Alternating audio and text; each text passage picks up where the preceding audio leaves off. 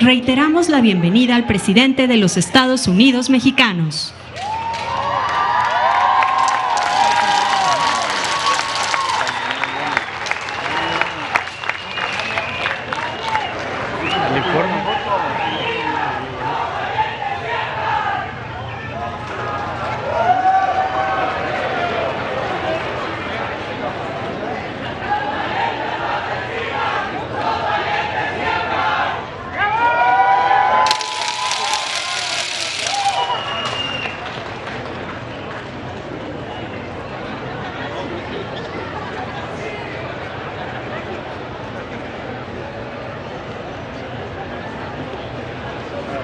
Se agarra un foto bien. Ahorita lo veremos. ¿Qué pasó, Serge?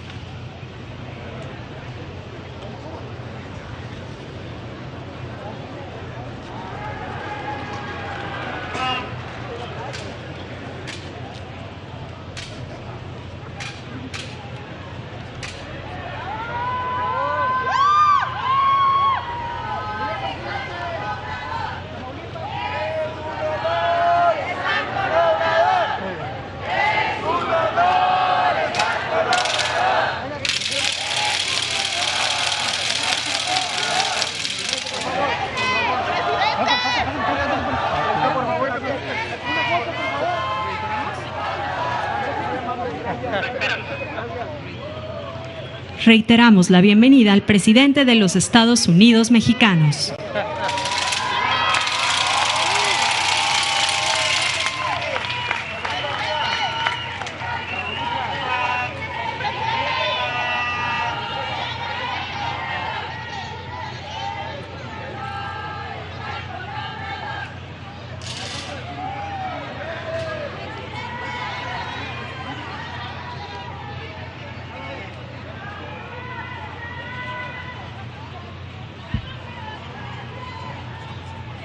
¿Qué pasó, Serge?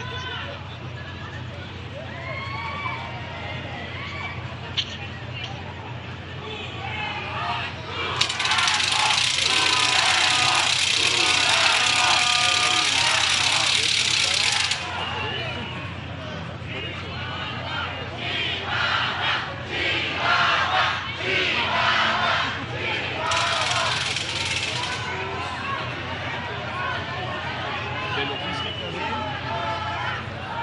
Sí, yo ya viene su particular también. Sí. La carpeta, la ficha.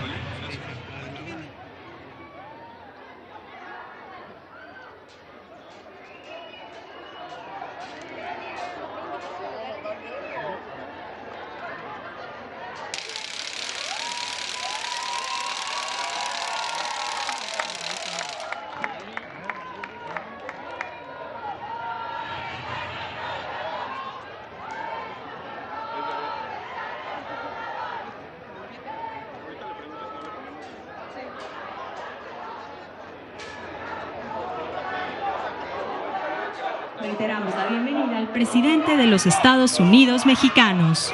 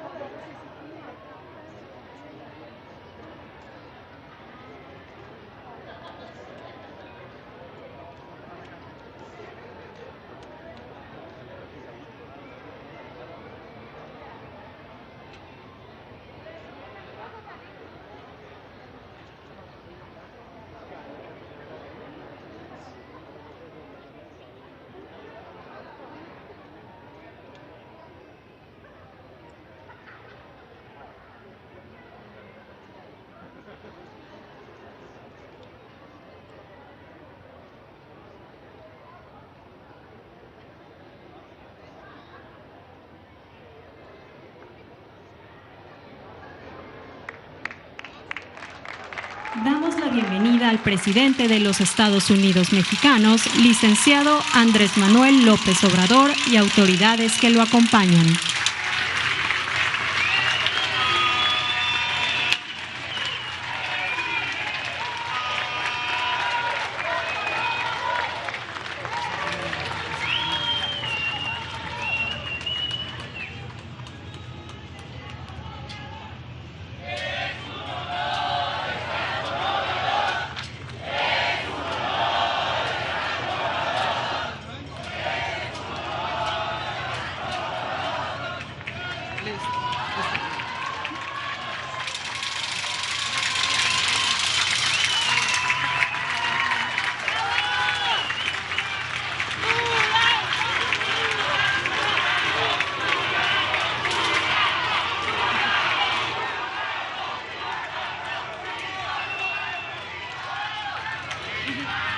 Preside este evento, Jornadas de Producción para el Autoconsumo Zona Norte, el presidente constitucional de los Estados Unidos Mexicanos, licenciado Andrés Manuel López Obrador.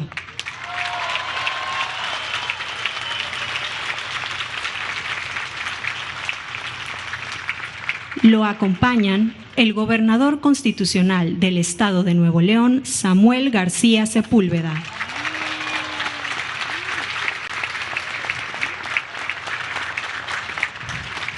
El secretario de Agricultura y Desarrollo Rural, Víctor Villalobos Arámbula.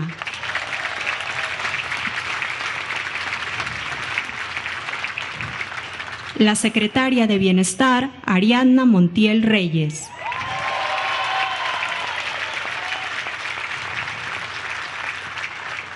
La secretaria de Medio Ambiente y Recursos Naturales, María Luisa Albores González.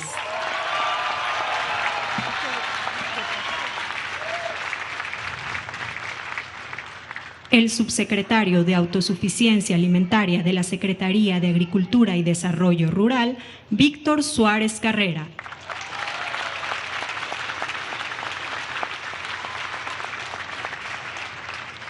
El subsecretario de Inclusión Productiva y Desarrollo Rural de la Secretaría de Bienestar, Hugo Raúl Paulín Hernández.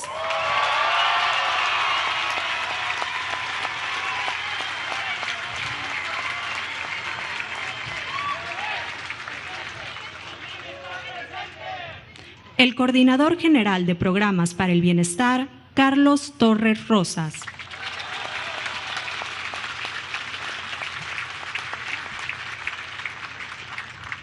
El director general de la Comisión Nacional del Agua, Germán Martínez Santoyo.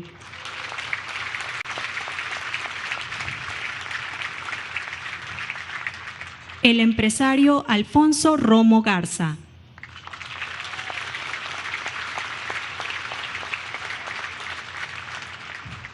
El subsecretario de Egresos de la Secretaría de Hacienda y Crédito Público, Juan Pablo de Botton Falcón.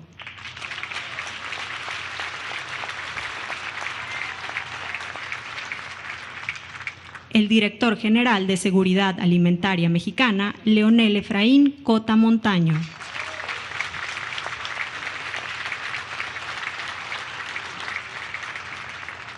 El director de Operaciones de la distribuidora e impulsora comercial Conasupo, Jesús Salvador Valencia Guzmán.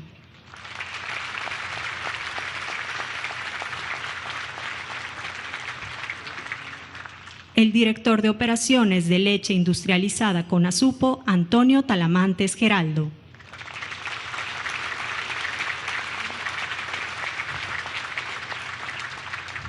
El director del programa Precios de Garantía a Productos Alimentarios Básicos, Luis Roberto Salinas Falcón.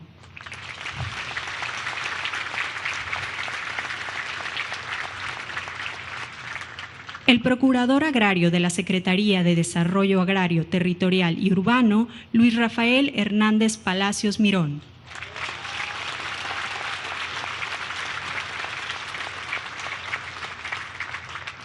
El comisionado nacional de Acuacultura y Pesca, Octavio Almada Palafox.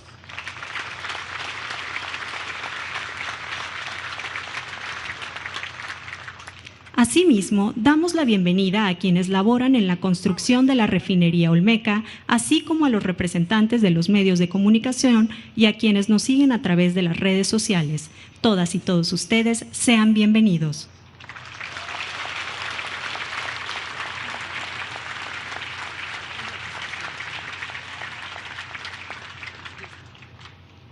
Procedemos con el mensaje de bienvenida a cargo del gobernador constitucional del Estado de Nuevo León, doctor Samuel García Sepúlveda. Muy buenas tardes, bienvenidos, qué gusto tener a nuestros amigos de Durango, de Tamaulipas, también por acá se escuchaban, San Luis. De Nuevo León no vino ni uno, ¿qué? Pues ¿dónde anda mi raza? Un gusto saludarlos.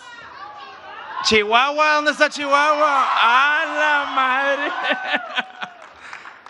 A todos nuestros amigos, bienvenidos a Nuevo León. Sonora también, bienvenidos. Coahuila, ¿dónde está Coahuila? Qué gusto tenerlos. Sobre todo quiero agradecer públicamente hoy al presidente Andrés Manuel, que le trae buenas noticias a nuestra tierra. Hace 2 horas estuvimos en la brigada militar aquí en Escobedo, Nuevo León, y yo confío en su palabra, pero pues mejor papelito habla. Entonces me dio por escrito 3 grandes apoyos que le va a dar a esta tierra tan bendecida. Lo primero es el tema hídrico, sobre todo hoy que vamos a hablar del autoconsumo, la importancia del agua. El presidente nos está apoyando con 2,000 millones de pesos para terminar una presa que, si Dios quiere, el año que entra va a estar dándole agua a la ciudad de Monterrey. Muchas gracias, presidente, por su apoyo.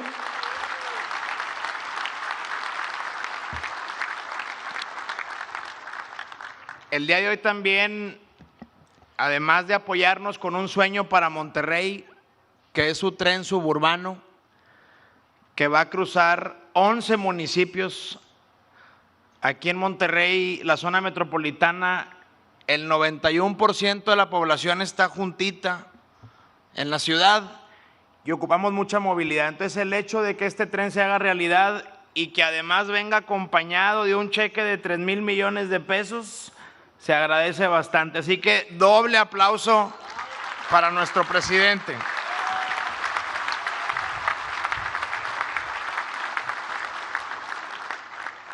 Y el día de hoy, ante todos nuestros amigos, vecinos, estados, cuente, presidente, con Nuevo León para este programa de autoabasto.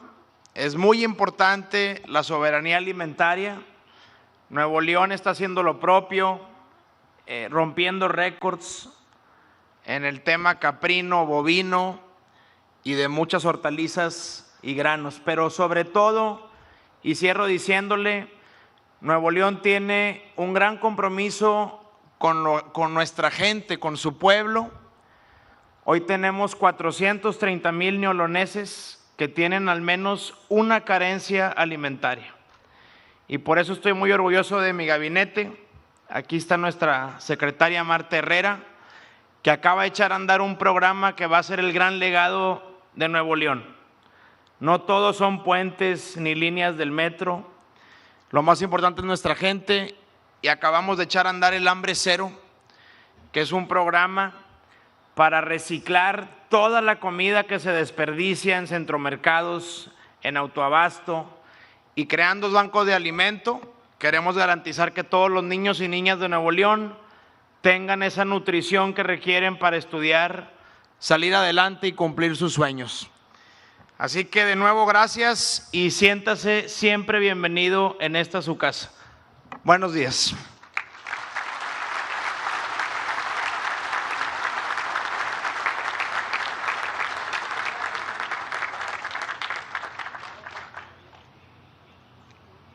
Solicitamos la palabra al secretario de Agricultura y Desarrollo Rural, doctor Víctor Villalobos Arámbula.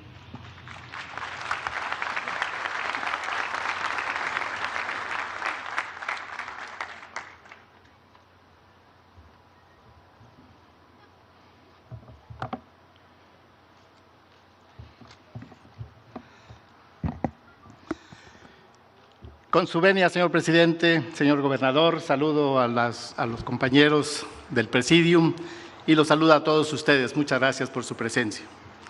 Me da mucho gusto venir a la ciudad de Monterrey acompañando a nuestro presidente en este histórico evento, que es una campaña de la mayor trascendencia para los momentos en que estamos viviendo. Señor presidente, quiero comenzar diciendo que como ingeniero agrónomo es motivo de particular orgullo y satisfacción la oportunidad que me ha dado de coordinar la aplicación de políticas públicas para el sector agropecuario y pesquero. Y más porque difícilmente se encontrará en la historia una administración donde los propios directivos de primer nivel de la Secretaría estén ocupados por agrónomos y especialistas afines, lo cual es muy gratificante para nuestro gremio. Saludo la iniciativa presidencial para sumar a las y los colegas agrónomos en las tareas de rescatar al campo, de procurar el bienestar de las familias en los territorios rurales y garantizar la seguridad alimentaria de toda la población mexicana. Porque ser agrónomo en una época como la que vivimos significa dar una nueva dimensión social a nuestro trabajo, hacer del conocimiento, de la innovación y de la investigación herramientas puestas al servicio de todo tipo de productores, pero especial y preponderantemente de aquellos que han sido excluidos del progreso y del bienestar. Además, compartimos el cariño de sentirnos y lo que sentimos por la tierra y sus frutos, para fortalecer una visión sostenible de la agricultura, recuperar los suelos, hacer un uso eficiente del agua y proteger el ambiente cuidando estos recursos para las siguientes generaciones. Es, por mucho, la base de nuestra ética profesional. Parece obvio decirlo, pero un agrónomo lo es por vocación. Quien decide abrazar esta profesión adquiere un compromiso social ineludible, ayudar a producir los alimentos para el bienestar del ser humano, sin olvidar la producción de las materias primas indispensables para la buena marcha de otros sectores de la economía. Ser agrónomo en un país como México también significa identificarse con quienes menos tienen, porque en los territorios rurales es donde existe mayor pobreza y marginación. Es en el sector agrícola donde se acentúan las desigualdades y son los pequeños productores quienes necesitan más de nosotros. Un agrónomo es, en esencia, un extensionista. Debemos recuperar el espíritu del extensionismo, ese espíritu que resulta tan familiar para los agrónomos de mi generación y que lamentablemente se fue perdiendo con resultados de las malas políticas, esas que en las últimas décadas propiciaron el abandono del campo, la dependencia, la pobreza y la exclusión de millones de familias. Somos alrededor de 14,000 mujeres y hombres formados en diferentes áreas profesionales vinculadas al desarrollo de la agricultura y el desarrollo rural. La mayoría en escuelas y universidades públicas, quienes por lo mismo debemos procurar retribuir a nuestro país lo que nuestras instituciones han hecho con nosotros. Como todos lo sabemos, el mundo atraviesa por una crisis que amenaza la seguridad alimentaria global. De hecho, ya son muchas las personas que en varios países se han agregado a la trágica estadística del hambre. En México, debemos evitar que los factores externos pongan en riesgo el derecho de todas las personas a la alimentación, fortaleciendo nuestra seguridad alimentaria con soberanía. En este sentido, resulta más que oportuna la convocatoria que está haciendo nuestro presidente para que los agrónomos emprendamos una labor de extensionismo a lo largo y a lo ancho de nuestro país. Como usted lo ha dicho, señor presidente, debemos llevar el conocimiento y la enseñanza de buenas prácticas agrícolas a los pequeños productores, a nuestros campesinos, a nuestros ejidatarios, de manera que fortalezcamos la producción para el autoconsumo, para que así podamos evitar que la inflación internacional limite el acceso a los alimentos sanos y de calidad.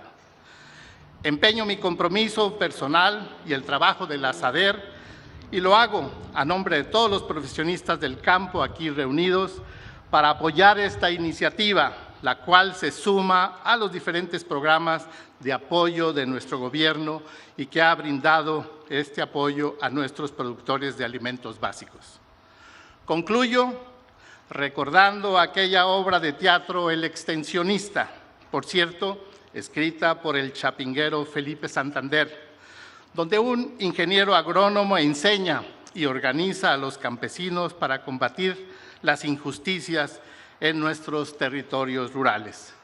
Seamos, pues, todos como ese extensionista ejemplar. Muchas gracias.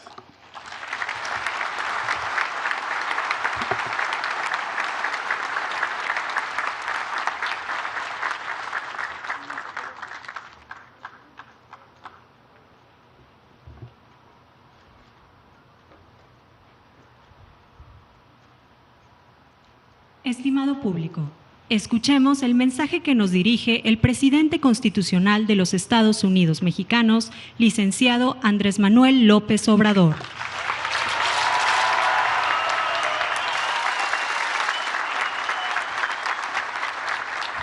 Amigas, amigos, ingenieros agrónomos, técnicos, promotores, promotoras,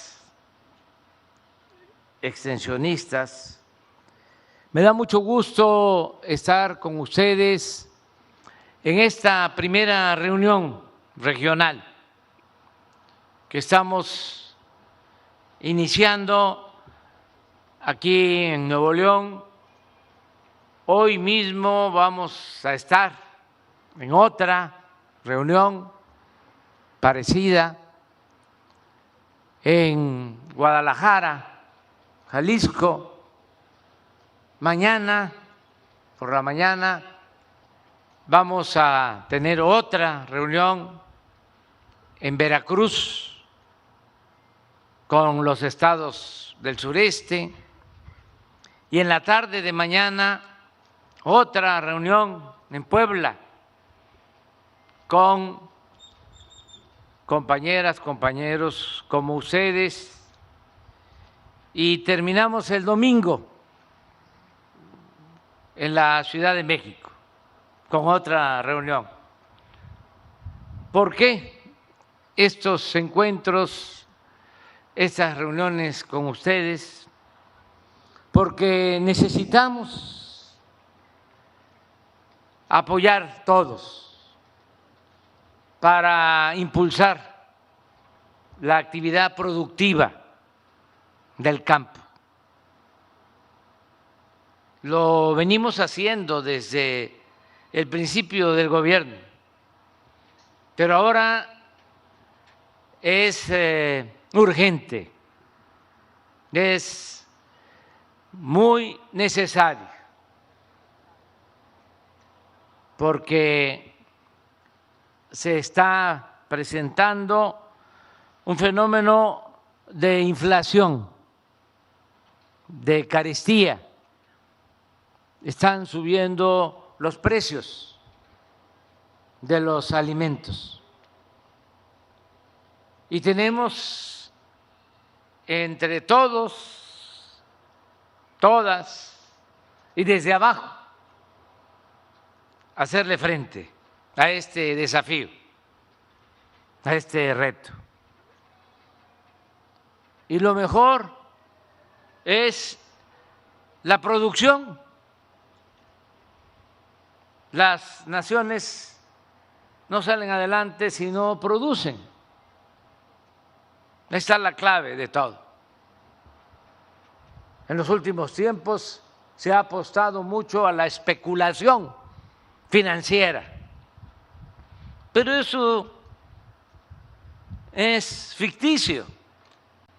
Al final de cuentas, lo que vale es lo que se produce. Y por eso tenemos que redoblar esfuerzos, todas, todos. Hay una lección que queda de manifiesto en estas crisis, ya es la segunda que enfrentamos. La primera fue muy difícil porque tuvo que ver con la pérdida de vidas humanas, la pandemia del COVID. Esa nos dañó mucho, nos dolió mucho, pero ya salimos, porque también nos aplicamos todos. México fue de los 10 países que más vacunas aplicó en el mundo. Y por lo mismo, aun cuando hubo pérdidas de vidas humanas, y repito, nos dolió mucho, y además es de mal gusto compararnos en estos casos, pero para que se tenga presente, nosotros tuvimos menos fallecidos que en otros países. Ayer, y lo lamentamos mucho y les mandamos un abrazo, porque son nuestros amigos, nuestros hermanos. Ayer en Estados Unidos se llegó a la cifra de 1 millón de fallecidos por la pandemia, algo que no nos sucedió a nosotros, ni pasó con relación a Brasil o con relación a otros pueblos hermanos. ¿Cómo le hicimos? Pues acudimos al pueblo, nos ayudó la gente, porque, como decía el presidente Juárez, con el pueblo todo, sin el pueblo nada. La gente se cuidó. Nosotros tenemos la virtud de contar con una institución tan fundamental como la familia. La familia en México es la institución de seguridad social más importante.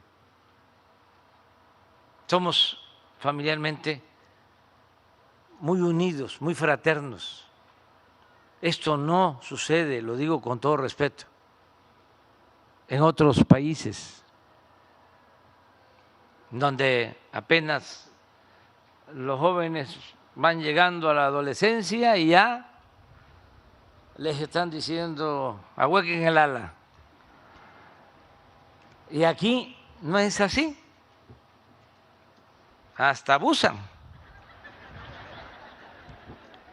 no quieren irse de la casa, pero es parte de lo que somos. Lo mismo en el cuidado de nuestros adultos mayores. México es de los países donde hay menos asilos,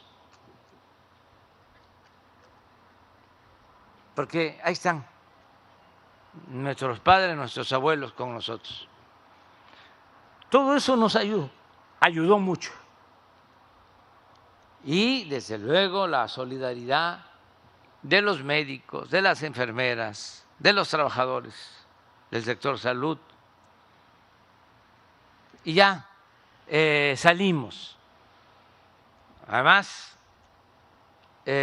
no aplicamos la misma receta de siempre, de que se presentaba una crisis y lo primero era endeudar al país, solicitar créditos. Lo peor es que ese dinero se pedía para rescatar a los de arriba. No le llegaba nada a los de abajo. Ahora dijimos, no va a haber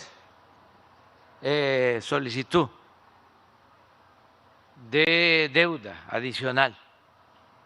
Vamos a seguir combatiendo la corrupción, que paguen impuestos los de arriba que no pagaban porque tenían trato privilegiado. Imagínense una gran corporación, un gran banco. ¿Ya se lo imaginaron? Bueno, pues ese banco, esa gran corporación, no pagaba impuestos. Y cuando pagaba, se le devolvía. Eso se terminó. Y ahora todos pagamos impuestos. Todos.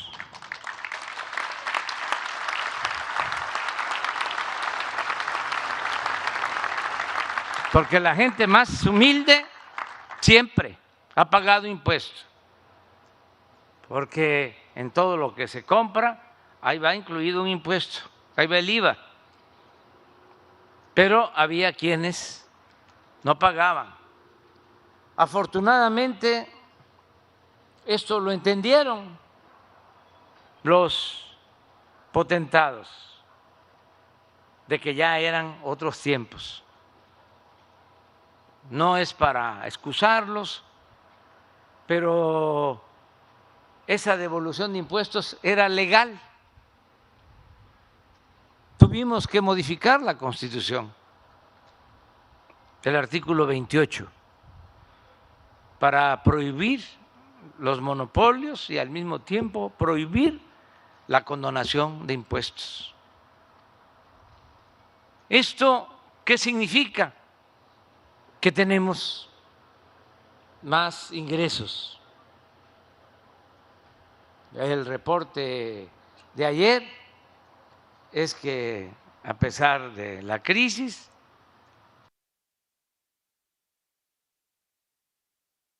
tenemos una recaudación superior al 4% con relación al año pasado. 4% real. Si le agregamos el 8% de inflación, estamos hablando de una recaudación del 12%, más que el año pasado.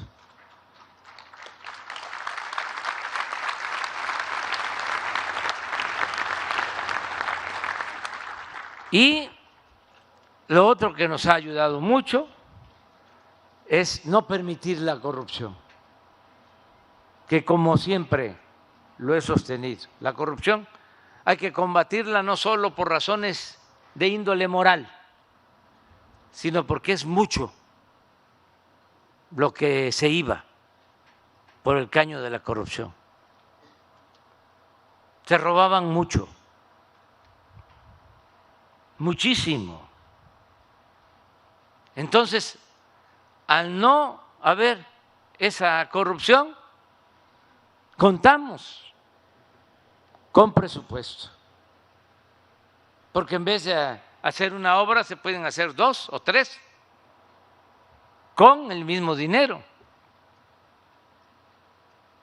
Y lo otro que nos ha ayudado es la austeridad republicana, es decir, que no haya lujos en el gobierno, nada de gastos superfluos, de fantocherías, sino ahorrar. Todo esto, ¿con qué propósito? Para que el presupuesto le llegue al pueblo, porque el gobierno estaba ensimismado. Todo el presupuesto se lo tragaba el mismo gobierno. Todo era puro gasto, llamado corriente. Estaba bien aplicado lo del gasto corriente. Ahora no, gastamos lo indispensable, lo básico. No le cuesta mucho al pueblo mantener al gobierno. Antes era un gobierno mantenido y bueno para nada.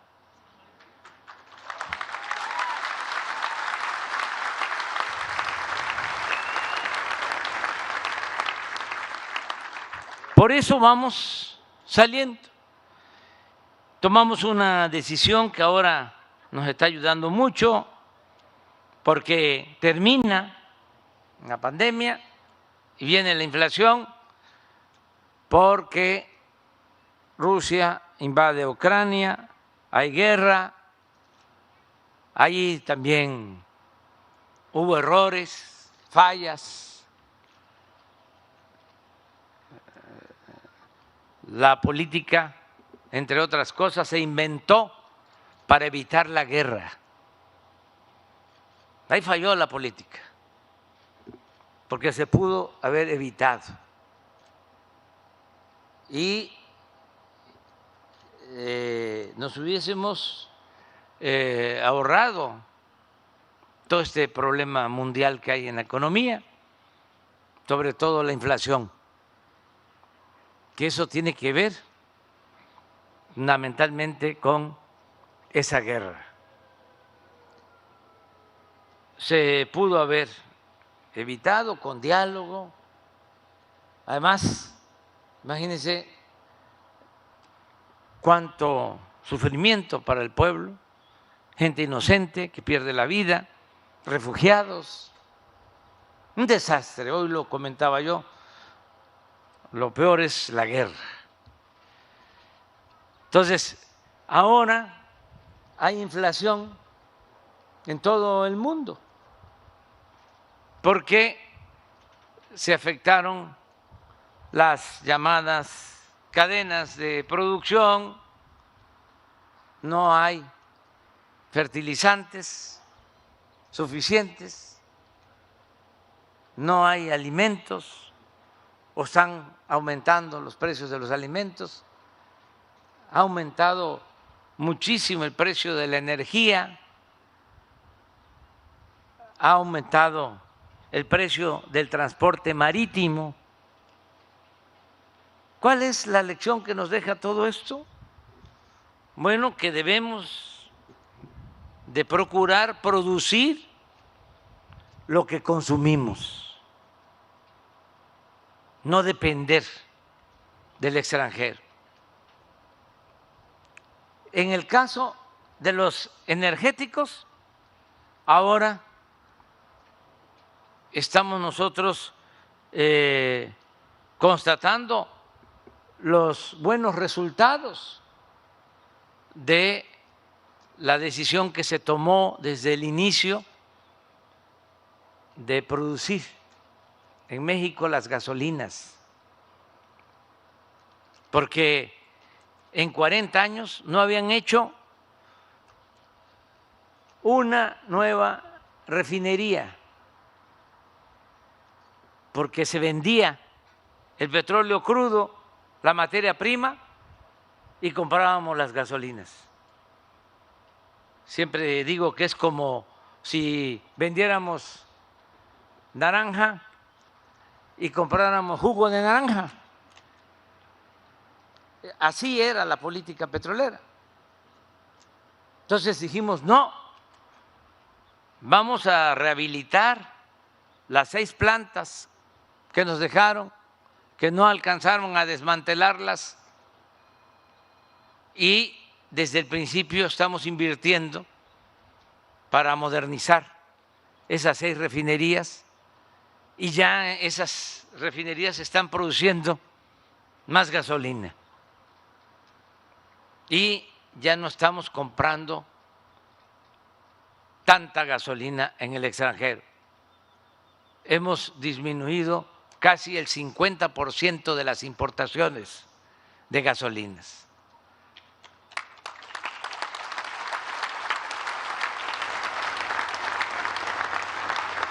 Pero además ya estamos por inaugurar una nueva refinería en Dos Bocas, Paraíso, para 300,000 barriles, que nos va a permitir producir como 150,000 barriles de gasolina, 340,000 barriles de crudo que se convierten en 150,000 barriles de gasolina y diésel y otros derivados del petróleo. Y también compramos una refinería. Les cuento en breve la historia. Cuando Salinas, en vez de hacer la refinería en México, se asoció con la empresa Shell, que es una petrolera extranjera, y se hizo la refinería, pero en Texas. Y a Shell le quedó el 51% de las acciones y a Pemex el 49%. Y como Shell tenía el 51%, pues ellos decidían, ellos administraban, casi nunca tenía Pemex ganancia. Llegamos y se vino la crisis de la pandemia y ellos calcularon que ya no iba a ser negocio y pusieron en venta varias refinerías, no esta,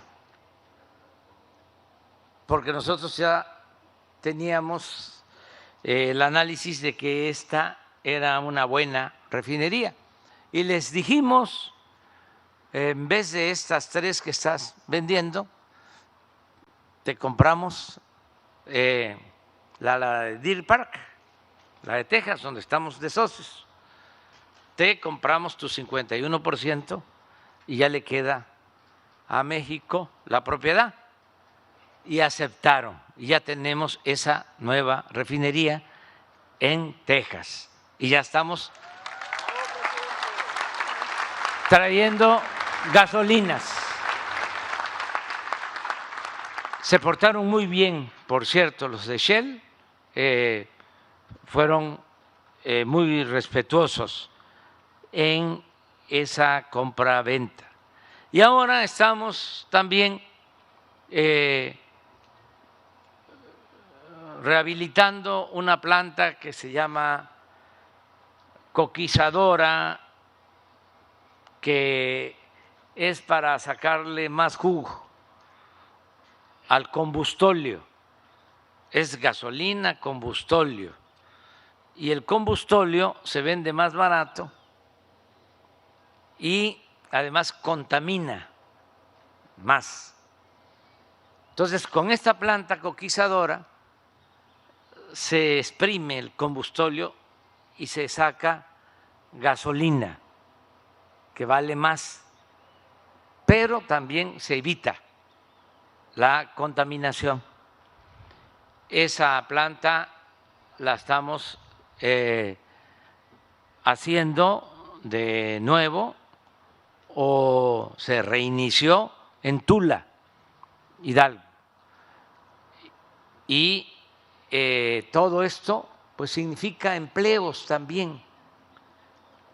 El día de hoy están trabajando en la refinería de Dos Bocas 36,000 obreros. Imagínense el beneficio que queda en nuestro país. Bueno, por eso, ahora con la inflación, en el mes pasado de abril, México trae una inflación de 7.7%, según cifras oficiales, y Estados Unidos 8.3%. Pero ¿qué sucede? ¿Cómo se compone esta inflación?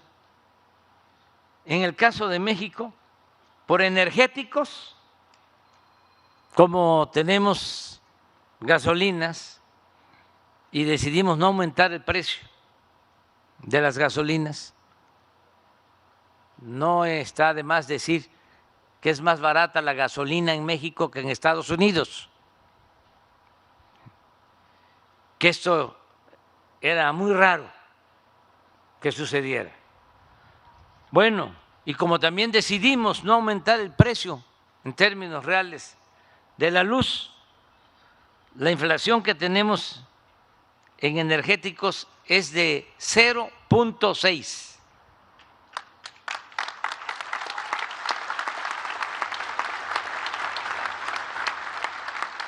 De los 7.7, 0.6. Ahí hay control. Ahí no tenemos problema porque sigue la política. Al contrario, vamos a inaugurar en julio la nueva refinería y van a seguir modernizándose las anteriores y ahí hay control. Y vamos a cumplir de que no aumente el precio de las gasolinas, porque ahora con la crisis también ha aumentado el precio del petróleo crudo. Ha llegado a estar a más de $100 el barril. Entonces, esa utilidad que tenemos, porque todavía hay una cantidad que exportamos de crudo, lo que estamos obteniendo de ganancia es lo que estamos utilizando para pagarle impuestos a Hacienda. Y así es, ¿verdad, Juan Pablo? Sí, y no aumentar el precio de las gasolinas. Entonces, ahí no hay problema, eso lo tenemos resuelto. En Estados Unidos, de los 8.3 de inflación, ellos tienen 2.1 en inflación de energéticos. Nosotros 0.6 y ellos 2.1. Ellos tienen aquí un problema. Incluso ya están hablando de un decreto que van a poner a consideración del Congreso para controlar los precios de los combustibles. ¿En dónde nos ganan? ¿Y por qué estamos aquí? Bueno, porque de los 7.7 de inflación, 3.6 son por alimentos en nuestro país, por aumento en el precio de los alimentos, mientras ellos, de los 8.3 de inflación, solo tienen 1.3 por alimentos. Entonces, en el resto, nosotros traemos 3.5, ellos traen 4.9. ¿Dónde es que tenemos el problema? En alimentos. Y tenemos que enfrentar el desafío. Así como nos propusimos la autosuficiencia energética, producir en México las gasolinas para no comprarlas, así tenemos que hacerlo con los alimentos, producir en México lo que consumimos, sobre todo los básicos, maíz, frijol, arroz, el trigo, la carne, el pollo, la leche, los huevos, lo que se consume más, lo que tiene que ver con la llamada canasta básica. Entonces, ¿cómo hacerle? Hay varias formas. Si estuviésemos en los gobiernos anteriores, los agrónomos neoliberales, que son poquitos, no son muchos, pero sobre todo los tecnócratas estarían pensando en la producción a gran escala. Primero, mecanizar la tierra, ararla, semillas mejoradas, aunque sean transgénicos, fertilizante, aunque se destruyera el suelo, mucho crédito y mucha corrupción. Entonces, ya nosotros no estamos pensando solo en eso. Sí, hay que impulsar la producción comercial, desde luego, pero vamos primero abajo, vamos a que coman los que nos dan de comer. Vamos primero a ayudar a que produzcan los campesinos más humildes, más pobres. ¿Qué es lo que hacen? Pero que hay veces que ni siquiera se les reconoce, ni siquiera se les toma en cuenta y mucho menos se les ayuda. Entonces, ¿qué es lo que tenemos que hacer primero? Impulsar la producción de autoconsumo. No es solo la producción de mercado para satisfacer el mercado interno. Primero, que la gente tenga su maíz, su frijol, que con ese maíz pueda darle de comer a las gallinas y sus animales de patio. La economía campesina, que es muy importante y que se fue abandonando. ¿Cómo era antes? Pues se producía el maíz y ahí se creaban las gallinas y se recogían los huevos. Fue pasando el tiempo, ya todos con sus rejas de huevo. ¿Cómo le llaman? De granja. Y todo así, el pollo, la gallina, el huevo, todo. Hasta la tortilla.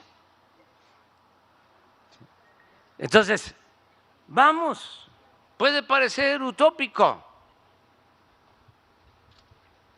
pero es un ideal que podemos convertir en realidad. Además, ahí está esa cultura todavía. Eso no se ha ido, porque nosotros tenemos esa gran ventaja, que somos herederos de culturas, de civilizaciones milenarias que nos dejaron una gran herencia en todo lo que tiene que ver con la producción y con la manera de ser con nuestros sentimientos. Lo que hablaba yo de la familia, ¿de dónde viene eso? De atrás. Y lo mismo en el caso de la producción. ¿Quién sabe más sembrar? ¿De cuándo se debe de sembrar? Hay una gran escuela en México de agrónomos que es Chapingo, pero ahí llegan a aprender a las parcelas de cómo se debe de sembrar, en qué posición tiene que estar la luna, todo eso existe. Mucha experiencia, mucho conocimiento en la cultura de nuestro pueblo. Entonces, ayudar a eso. Que ustedes sean extensionistas. Nosotros vamos a acercarles los apoyos, los que están trabajando en Sembrando Vida.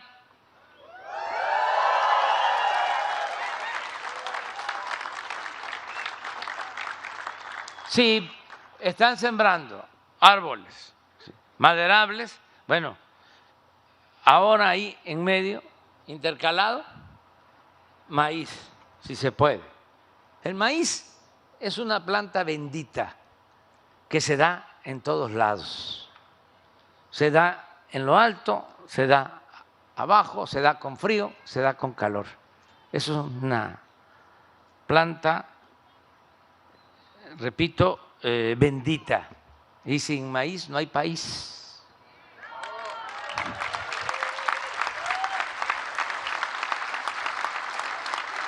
Lo mismo el frijol. Entonces, todos a sembrar. Y vamos viendo cómo ayudamos. Nos unimos todos abajo, ustedes, Sembrando Vida, con los promotores agrícolas que trabajan en la Secretaría de Agricultura, agrónomos, extensionistas, que nos ayuden también los servidores de la nación y todos los que estamos trabajando abajo. Nos unimos y es una campaña. Yo decía jornada, pero no, porque la jornada puede ser para un día, un mes, 2 meses. No, esta es campaña permanente, campaña para producir lo que consumimos, una campaña de producción para el autoconsumo y vamos ayudando. Yo les pregunto a ustedes, ¿vamos a trabajar en esto?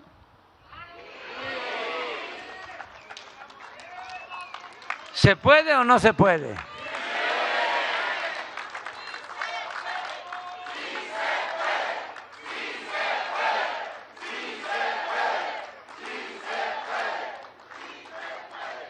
Poco a poco vamos a ir organizándonos, pero ya no perdamos mucho tiempo, porque ya cuando se encontró por primera vez Hidalgo y Morelos, cuando el movimiento de independencia, aunque hay una polémica sobre el lugar, pero todos dicen que en Charo, Michoacán, que se encontraron, ¿saben cuánto tiempo hablaron?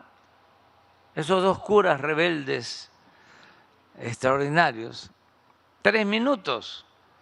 Y lo único que le dijo Hidalgo a Morelos fue: vete al sur.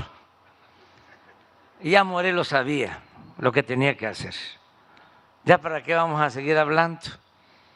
Vamos, manos a la obra y tienen que haber resultados. Vamos a lograr la autosuficiencia en alimentos. Muchísimas gracias de todo corazón.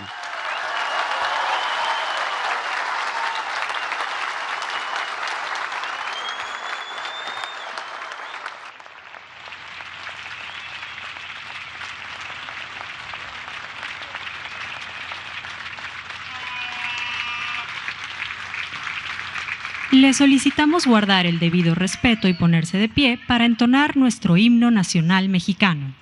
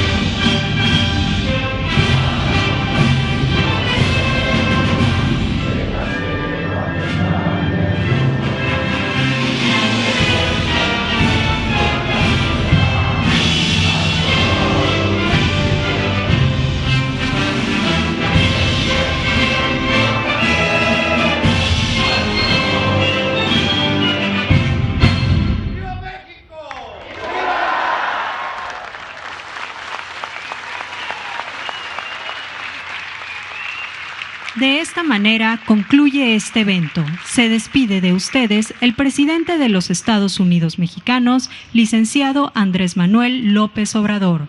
Agradecemos la asistencia de sembradores, agricultores, extensores,